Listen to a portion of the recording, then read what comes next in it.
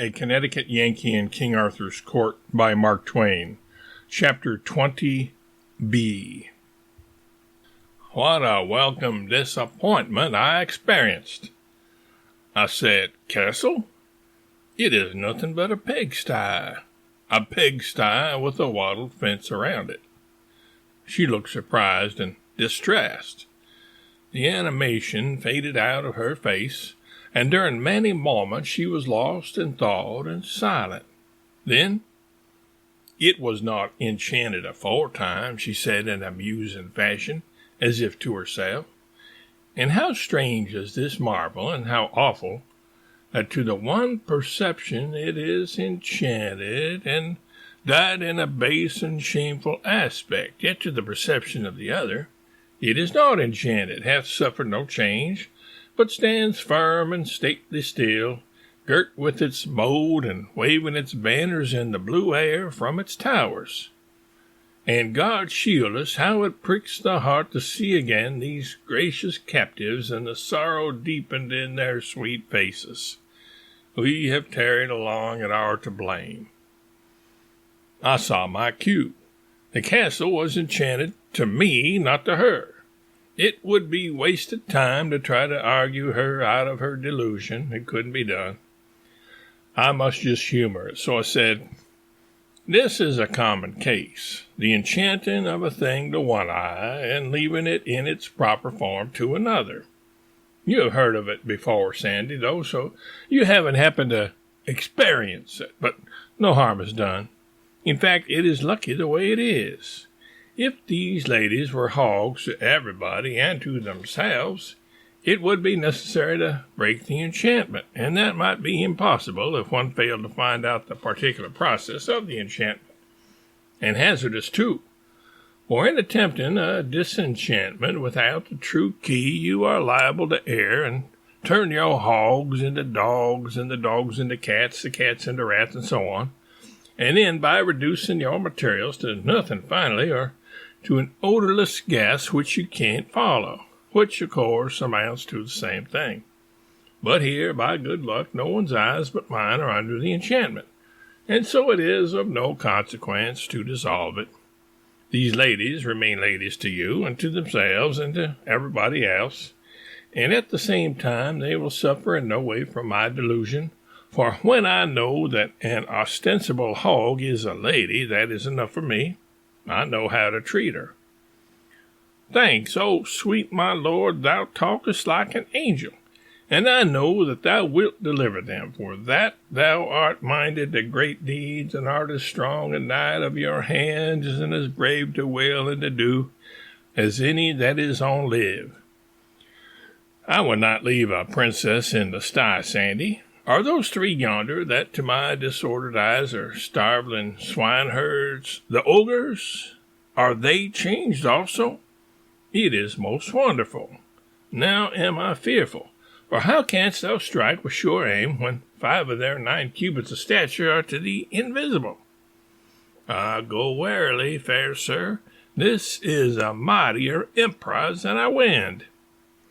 "You be easy, Sandy. All I need to know is how much of an ogre is invisible. Then I know how to locate his vitals. Don't you be afraid. I will make short work of these bunco steerers. Stay where you are." I left Sandy kneeling there, corpse-faced, but plucky and hopeful, and rode down to the pigsty and struck up a trade with the swineherds. I won their gratitude by buying out all the hogs at the lump sum of 16 pennies, which was rather above latest quotations.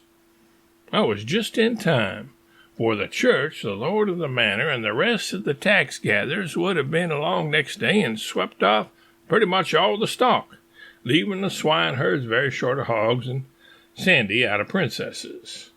But now the tax people could be paid in cash, and there would be a stake left besides. One of the men had 10 children, and he said that last year, when a priest came and of his 10 pigs took the fattest one for tithes, the wife burst out upon him and offered him a child, and said, "Thou beast without bowels of mercy, why leave me my child, yet rob me of the wherewithal to feed it?" How curious! The same thing that happened in the Wales of my day under the same old established church, which was supposed by many to have changed its nature when it changed its disguise.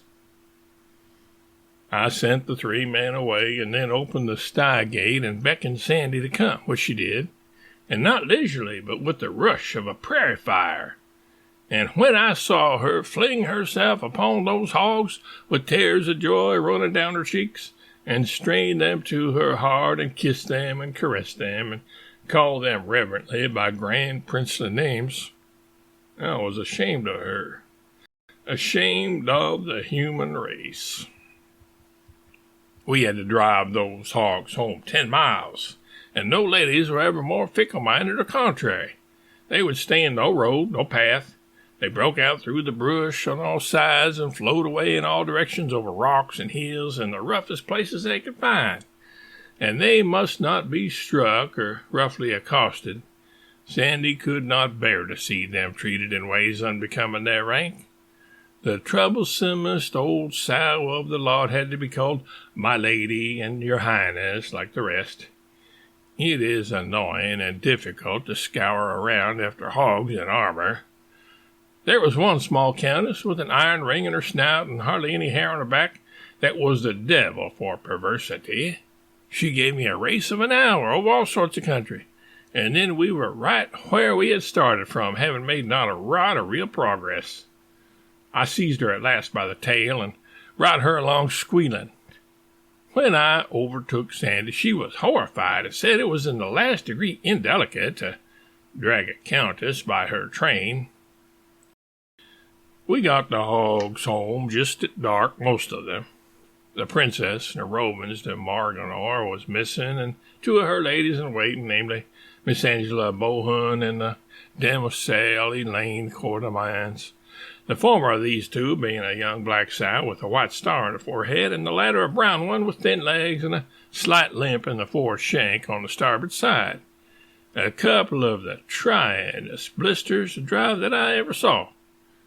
Also among the missing were several more baronesses, and I wanted them to stay missing. But no, all that sausage meat had to be found, so servants were sent out with torches to scour the woods and hills to that end. Of course, the whole drove was housed in the house, and great guns, well, I never saw anything like it, nor ever heard anything like it, and never smelt anything like it. It was like an insurrection in a gasometer.